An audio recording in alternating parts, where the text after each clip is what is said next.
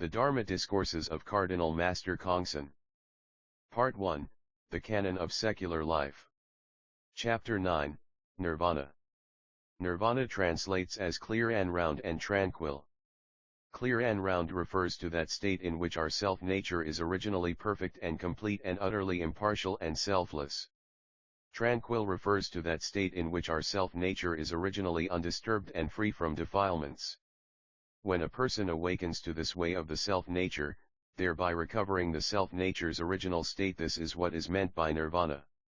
To fortify that state and never deviate from the self-nature so that one is gratified by ultimate bliss, this is what is meant by gaining the bliss of nirvana.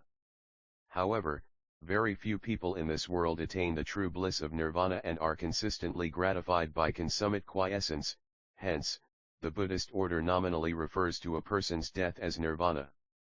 Even though the very same term nirvana is employed, there are those who actually enter nirvana by fully realizing the fundamental truth, while there are many whose physical bodies enter nirvana but their false conditioning has not come to rest, and thus they have not attained true nirvana. Therefore, practitioners should each day train well in the way of nirvana, so that they may be fully gratified by the bliss of nirvana even while they are alive, and attain true nirvana upon the nirvana of their physical bodies. Regarding the way of nirvana, the founding master provided detailed instructions on how close relatives should send off the spirit at the time a person enters nirvana, as well as how the person whose spirit is about to depart should prepare for death. See the scripture of the founding master, Chapter 9, Sending on Spirits in Transition, 2 and 3. These instructions should be assiduously carried out. During one's final moments, one should make a great vow even more resolutely to achieve Buddhahood and deliver all sentient beings and depart with pure and clear one-pointedness. These instructions to make the vow to become a Buddha and deliver sentient beings and to return to and rely on pure and clear one-pointedness is the main principle of the way of nirvana. Sending on the spirit means to deliver a person by converting him or her from bad to good and leading him from low to high. One may send oneself on or rely on someone else to send one on.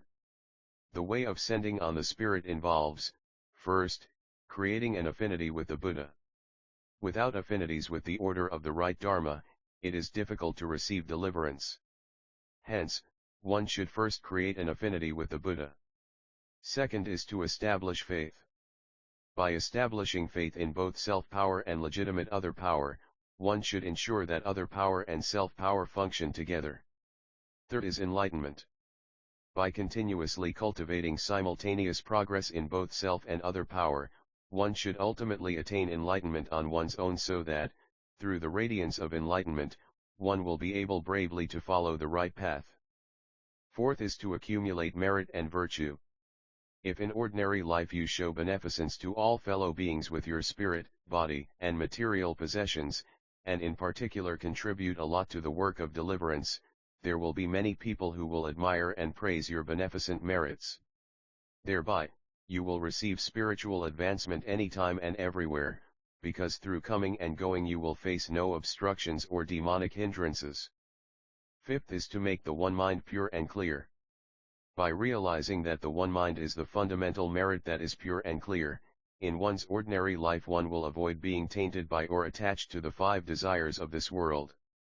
One's merit will then remain as merit and become the fertilizer for one's future merit, and even in coming and going within birth and death, one will be free and dynamic so that one will keep advancing in each and every life and in each and every world.